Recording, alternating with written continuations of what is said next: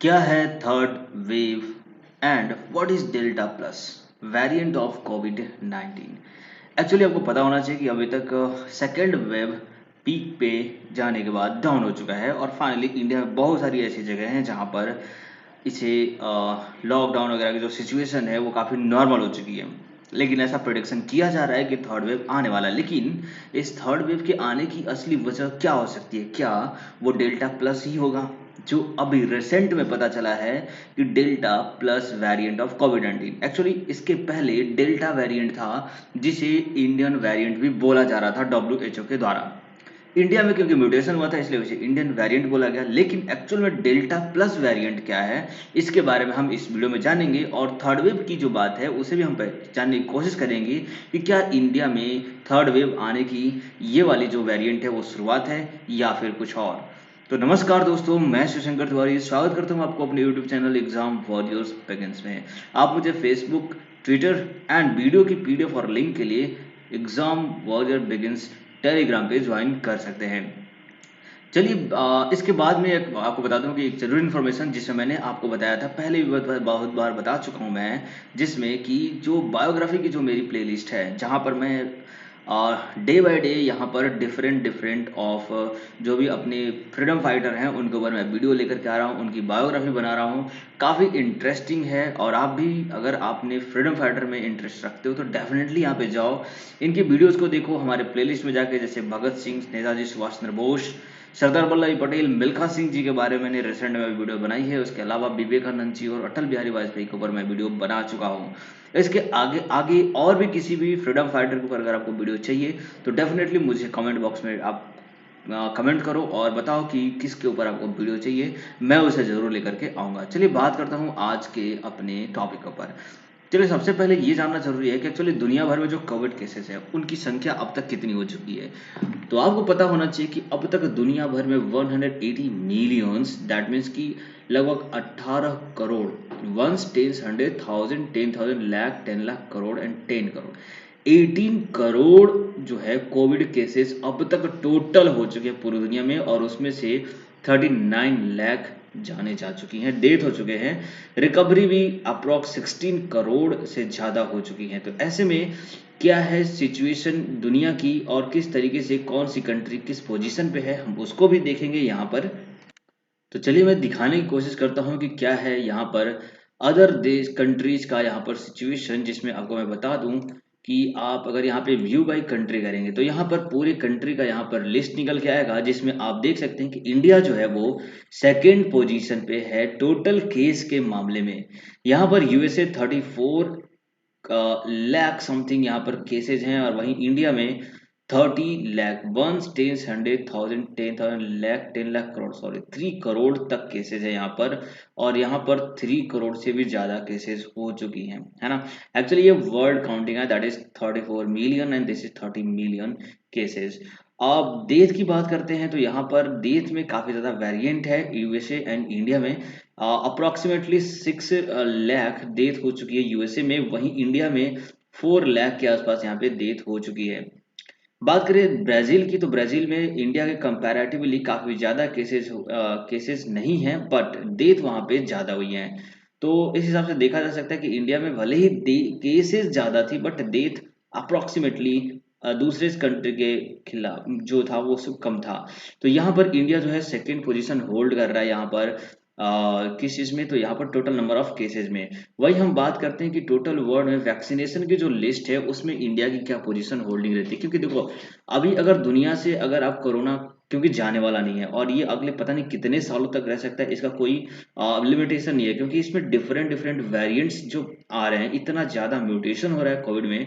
क्योंकि आप देख रहे होंगे कि बहुत ज्यादा अलग अलग तरीके का कोविड आ रहा है। अभी सेकेंड वेव में जो कोविड था उसकी वजह से कितनी ज्यादा जाने गई, जबकि पर्सन अवेयर भी था, पता भी थी चीजें, मास्क भी पहना जा रहा था फिर भी।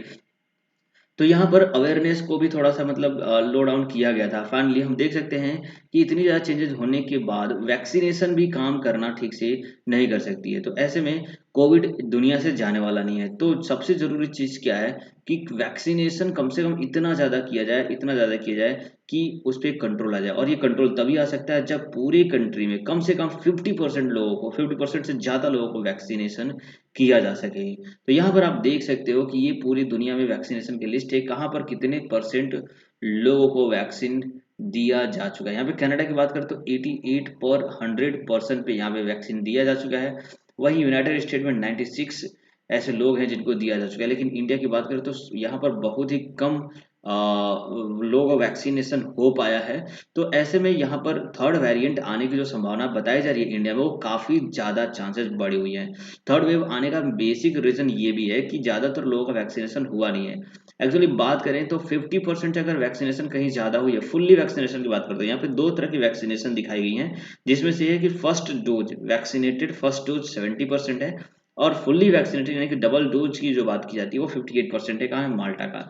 अगर प्रमुख देशों की बात करें तो यहाँ पे यूके में आप देख सकते हो कि 65% फर्स्ट वेरिएंट फर्स्ट डोज और 47% सेकेंड डोज वाले लोगों को दिया जा चुका है। तो 50% के आसपास अगर है तो आपके यहाँ पे थर्ड वेव आने की पॉसिबिलिटी थोड़ी सी कम होती है। लेकिन अगर वहीं बात करें इससे बहुत ही कम, तो वहां पर बहुत ज़्यादा चांसेस होती हैं। यूनाइटेड स्टेट में भी 45% लोग डबल वैक्सीनेटेड हो चुके हैं, जिसकी वजह से यहाँ पे केसेस भी कम होने लगी है और डेथ भी कम होगी। ऐसे में अगला वेव नहीं आएगा या फिर बहुत ही कम देखने को मिलेगा। लेकिन आपको पता होना चाहिए कि इंडिया यहाँ पर क्या पोजीशन होल्ड करता है। तो अगर हम इंडिया की बात करें तो इंडिया की जो हालत है थोड़ी सी खराब है। आप देख सकते हैं कि यहाँ पे इंडिया है जहाँ पर वैक्सीनेशन, नंबर ऑफ वैक्सीनेशन तो बहुत ही ज़्यादा है, बट आप देख सकते हो कि फर्स्ट डोज सिर्फ 17% लोगों की दी गई है। और सिर्फ टोटल वैक्सीनेशन की बात करें, फुल वैक्सीनेशन की, तो यहाँ पर 3.8% लोग ही वैक्सीनेटेड हो पाए हैं। तो ऐसे में आप देख सकते हो कि एक्चुअली इंडिया की पॉपुलेशन काफ़ी ज़्यादा है और ऐसे में इतने सारे लोगों को वैक्सीनेशन दे पाना काफ़ी मुश्किल हो रहा है। तो फिर भी इंडिया को ये कोशिश करनी चाहिए कि ज़्यादा से ज़्यादा लोगों को, नंबर ऑफ पर्सन्स को वैक्सीनेशन दिया जाए थर्ड वेव आने के पहले पहले तक। अगर थर्ड वेव आता है तो इसमें बहुत ही ज़्यादा प्रॉब्लम फेस करनी पड़ सकती है।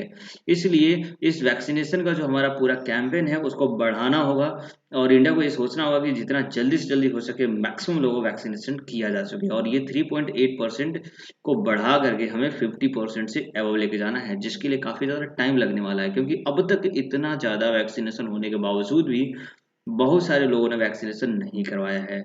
आपने वैक्सीनेशन करवाया है या नहीं, आप मुझे कमेंट में जरूर करके बताइएगा। ठीक है, तो ये पूरा का पूरा लिस्ट है जिसमें मैंने आपको दिखाया कि किस तरीके से यहाँ पर वैक्सीनेशन किया जा रहा है। तो अब हम बात करते हैं आगे की what is delta plus. Actually delta plus क्या है? हालांकि पहले जो था कोविड डेल्टा था, जो कि इंडियन वेरिएंट बोला जा रहा था इंग्लैंड बुलेटिन के द्वारा। लेकिन अभी इंग्लैंड बुलेटिन में ही एक और नई रिपोर्ट आई जिसमें यह बताएगा कि डेल्टा प्लस वेरिएंट भी अब इंडिया में आ चुका है और इसे एक और नाम दिया गया है डेल्टा प्लस वेरिएंट को, नेपाल वेरिएंट। एक्चुअली इसे नेपाल वेरिएंट के भी नाम से जाना जा रहा है क्योंकि इंडिया, ये जो इंग्लैंड का जो बुलेटिन था उसमें यहाँ पर बताया जा रहा था कि 5 जून के अप्रॉक्स में नेपाल से और टर्की से आने वाले लोगों में इस तरह की वेरिएशन देखने को मिली थी। इसमें क्या है कि actually delta variants first detected in India and has acquired the spike protein mutation called K417N। यहाँ पर स्पाइक जो इसकी है, इसकी सबसे बड़ी खासियत क्या है? इसकी स्पाइक में ही, और ये स्पाइक ही इसकी जो है उसमें म्यूटेशन हो रहा है, उसमें चेंजेस आ जा रही हैं, वो उसके डिफरेंट शेप हो जा रहे हैं, जिसकी वजह से उसके वेरिएंट्स में चेंजेस आ रही है। तो K417 स्पाइक म्यूटेशन हो चुका है और इसे बीटा वेरिएंट भी बीटा वेरिएंट से मिलता जुलता काफी है ना। तो बीटा वेरिएंट एक्चुअली कहाँ का था? साउथ अफ्रीका का था।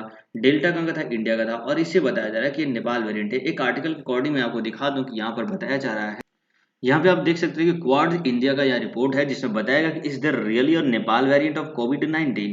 तो यहाँ पर इस वाले प्रोटीन के जो स्पाइक दिख रहे हैं आपको कोरोना के, इसे नेपाल वेरिएंट के भी नाम से जाना जा रहा है, जिसमें यह बताया गया था कि when Putin was recently removed from England green list from the travel, the UK transport secretary blamed it on new corona virus variant.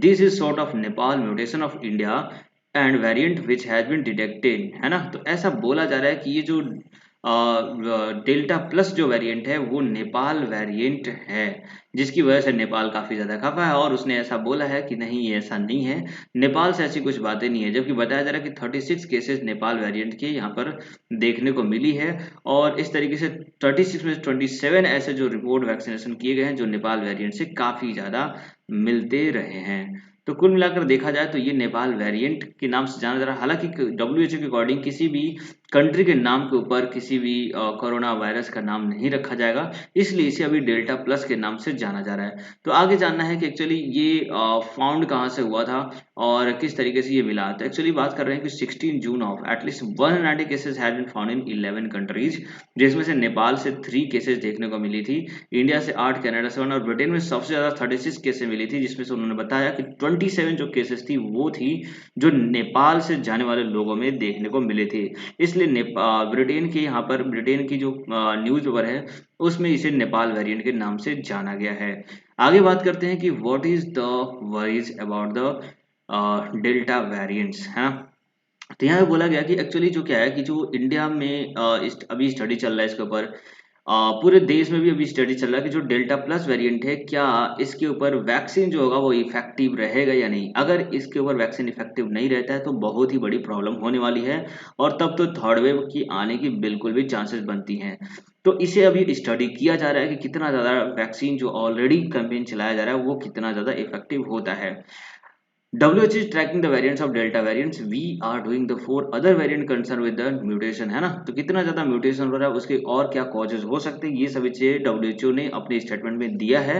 इसके अलावा यहाँ पर बात की जा रही है कि for the moment this variant does not seems to be common currently according for only a some small fraction of delta sequences, delta and other circulating variants of concern remaining higher public health risk as they have demonstrated increase in the transmission, है ना।